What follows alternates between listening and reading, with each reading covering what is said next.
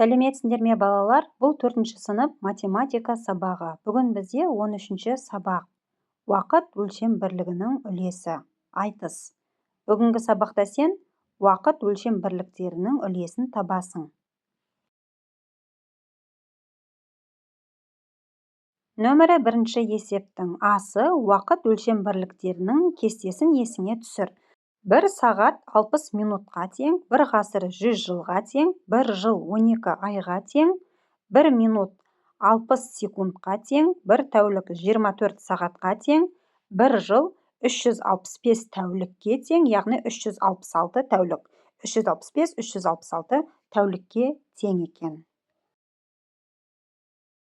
Нөмірі 1-ші есептің әсі 1 жыл, 1 тәулік, 1 сағат, 1 минуттың жартысы, 3-тен 1 бөлігі, 4-тен 1 бөлігі қаншаға тең екенін жаз. 1 жыл, 1 тәулік, 1 сағат, 1 минуттың табуымыз керек. Не балалар?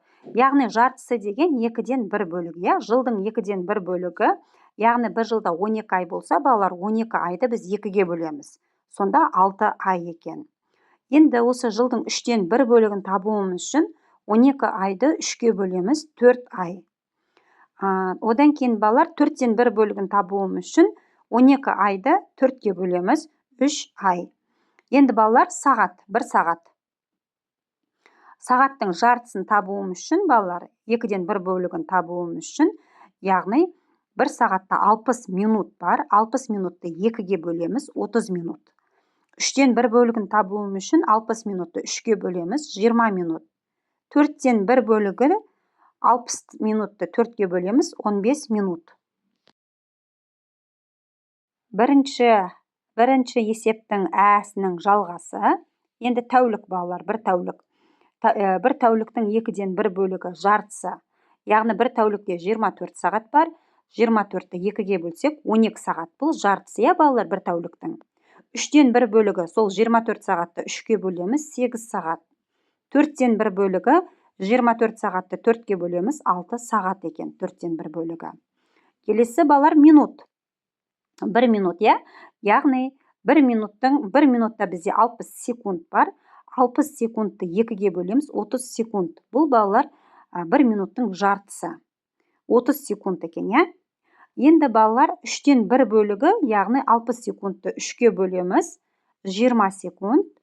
4-тен 1 бөлігі 60 секундты 4-ге бөлеміз, 15 секунд екен.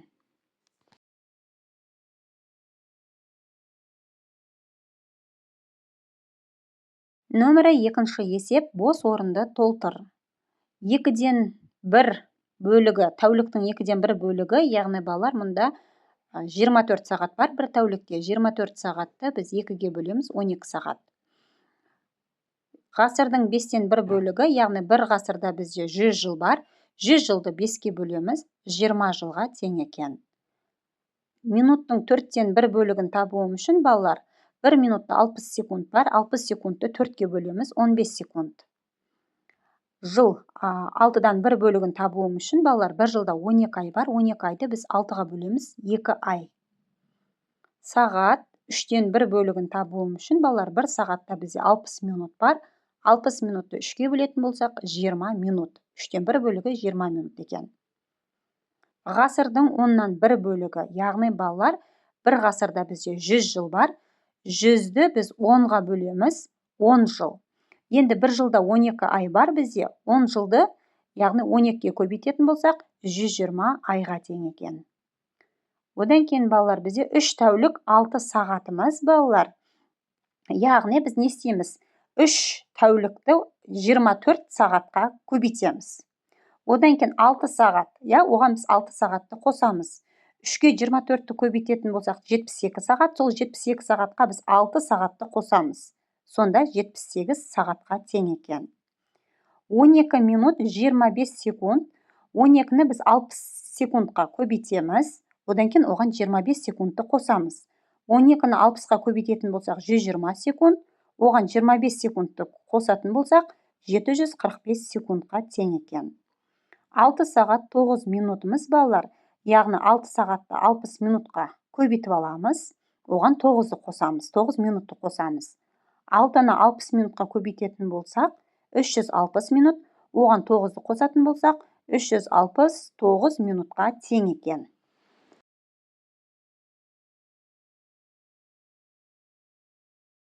Нөмірі 3-ші есептің асы ойлан және жауап бер. Атамның ауылында айтыс кешкі сағат 6-дан түн ортасына немесе тәуліктің 4-тен 1 бөлігіне дейін созылуы мүмкін екенін айтты. Бұл неше сағат болады? Яғни балалар басталды 6:00, яғни кешкі сағат 6, балалар? Себебі сағат 6-дан деп тұр, Созылды 4-тен 1 тәулік, яғни 4-тен 1 бөлігіне, тәуліктің. Енді бізге қанша сағат болатынын табуымыз керек. Шешуінде, яғни 4-тен 1 тәулік, бір тәулікте бізде 24 сағат бар, біз 24 сағатты 4-ке бөлеміз, 6 сағат. Одан кейін балалар 18 сағатты қосамыз 6 сағатқа тең 24 сағат, яғни 00:00-ді көрсетіп тұр. Жауабы айтыс 6 сағат созылды. Бұл сағат 00:00 болды, яғни түнгі сағат 12-ні көрсетіп тұр, балалар?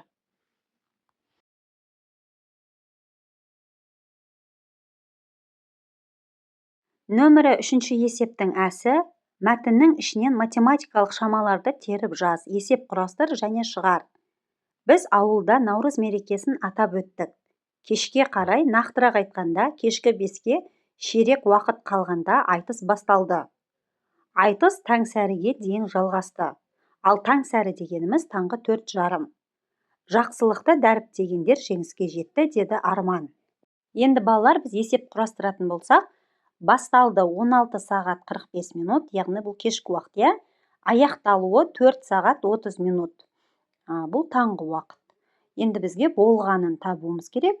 Ол үшін біз 24 сағатты 16 сағат 45 минутқа азайтамыз. Яғни бір тәулікте 24 сағат бар, 24 сағаттан біз 16 сағат 45 минутты азайтамыз, яғни басталған уақытын.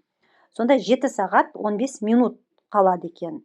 Сол 7 сағат 15 минутқа біз 4 сағат 30 минутты қосамыз, сонда балалар 11 сағат 45 минут. Жауабы айтыс 11 сағат 45 минут болды.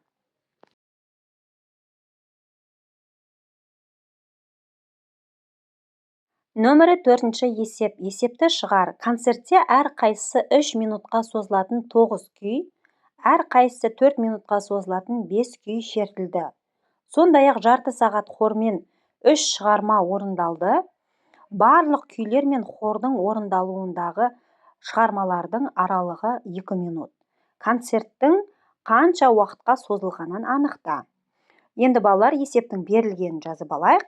3 минуттан 9 күй, 4 минуттан 5 күй, 30 минут, яғни ол жарты сағат дегеніміз 30 минут, балалар? 30 минуттан 3 хор. Шығармалар аралығы 2 минут екен, яғни біз созылды, яғни созылған табуымыз керек екен, Ол үшін балалар, біз 3-ті 9-ға көбейтеміз, 27 минут. Яғни 3 минуттан 9 күй, 27 минут. Одан кейін 9-ды 2-ге көбейтеміз, 18 минут. Сонда 27-ні 18-ге қосатын болса, 45 минут болды. Енді 4 минуттан 5 күй. 4-ті 5-ге көбейтеміз, 20 минут, 5-ті 2-ге көбейтеміз, 10 минут. Одан кейін 20-ны 10-ға қосамыз, 30 минут. Одан кейін 3-ті біз 30 минутқа көбейтеміз, 90 минут. 3-ті 2-ге көбейтеміз, яғни 2 минут аралығы ғой, балалар. Соны 3-ті 2-ге көбейтеміз, 6 минут. Одан кейін 90 минут пен 6-ны қосамыз, 96 минут. Енді барлығын қосатын болсақ, балалар, 45-ті, оған 30-ды, оған 96-ны қосамыз, 171 минут. 171 минутымыз 2 сағат 51 минутқа тең. Жауабы концерт 2 сағат 51 минут созылды.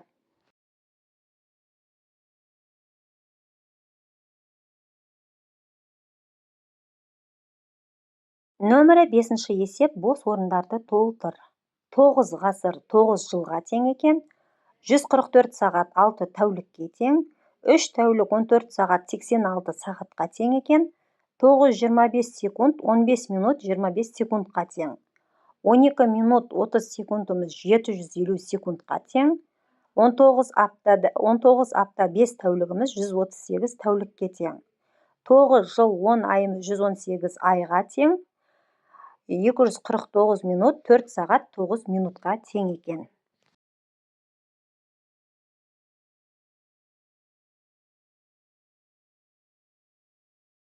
Келесі балалар, нөмірі 6-шы есеп, жарты, ширек, 15 минутсыз сөздерін пайдаланып, суретте көрсетілген уақытты ата. Циферблатты алып, досыңа әртүрлі уақытты көрсет. Ол осы сөздерді пайдаланып, сағаттың қанша болғанын айтуы тиіс. А нұсқасы бойынша балалар мұнда 4-тен 15 кетті. Сағат 4-тен ширек кетті. А нұсқасы бойынша балалар сағат 5:30. Одан кейін, яғни 5-тен 30 кетті, яғни ол А нұсқасы бойынша сағат 5:30. Келесі Б нұсқасы бойынша сағат 15 минутсыз жеті, яғни 7-ге 15 минут қалды, я?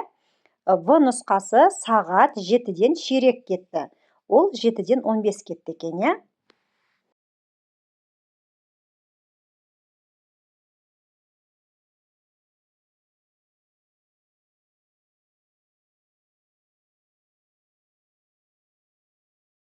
Келесі нөмірі 7-ші есеп, Әлия театрдан үйге келген кезде сағат тілі 15 сағат 5 минутты көрсетіп тұрды.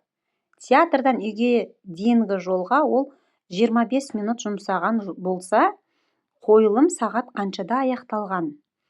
Балалар, есепті шығарайық, берілгенін жазайық балалар. Көрсетіп тұрды 15 сағат 5 минут, жұмсады 25 минут, аяқталғанын біз табуымыз керек. Ол үшін балалар 15 сағат 5 минуттан 25 минутты азайтамыз, сонда 14 сағат 40 минут. Жауабы, қойылым сағат 14 сағат 40 минутта аяқталған.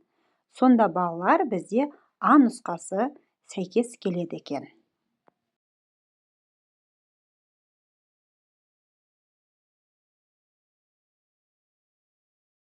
Нөмірі 8-ші есеп, амалдардың орындалу ретін анықтай және есепте. Есептеуіңді калькулятордың көмегімен тексер.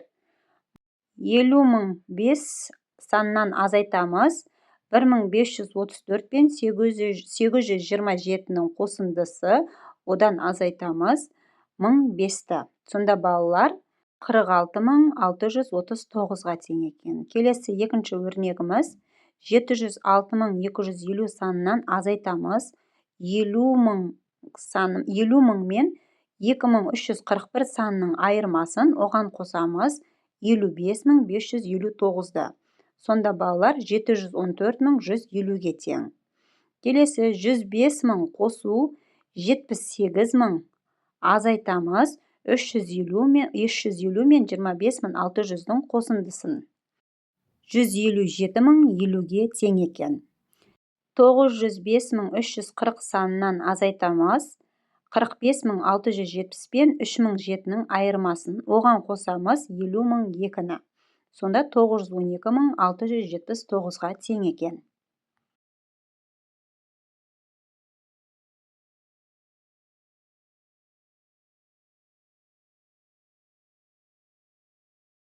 Келесі нөмірі 9-шы есеп, фигураның қабырғаларын өлше, ауданын тап. Мұнда балалар, ұзындығы 45 мм, ені 15 мм екен.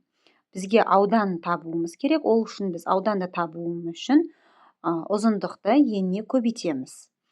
45 мм-ді 15 мм-ге көбейтетін болсақ, 675 мм квадратқа тең екен.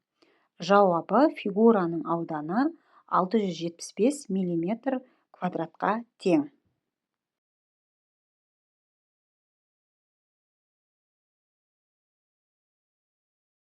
Нөмірі 10-шы есеп, ойлан және жауап бер. Арман айтыскер ақыннан жасы қаншада екенін сұрады. Ақын былай деп жауап берді. Егер мен қанша жыл өмір сүрген болсам, тағы дәл сонша жыл өмір сүріп, оған 2 жылды қоссақ, онда менің жасым 100-ге келеді.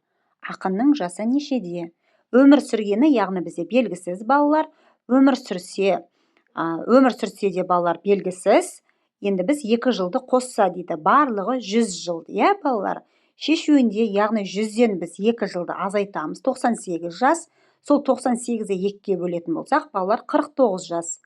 Жауабы, ақынның жасы 49-да.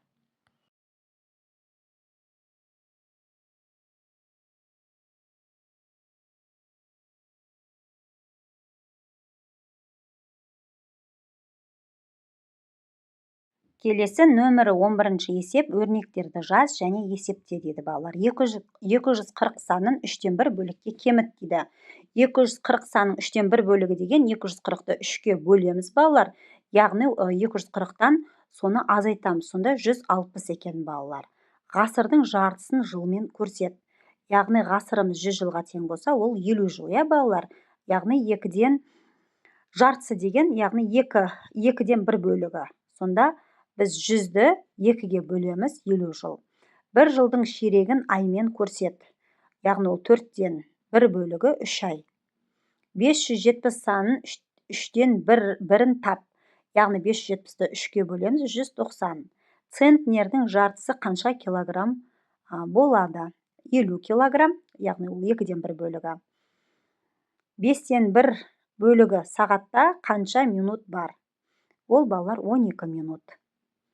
Осымен балалар, бүгінгі сабағымыз аяқталды. Келесі сабақта кездескенше.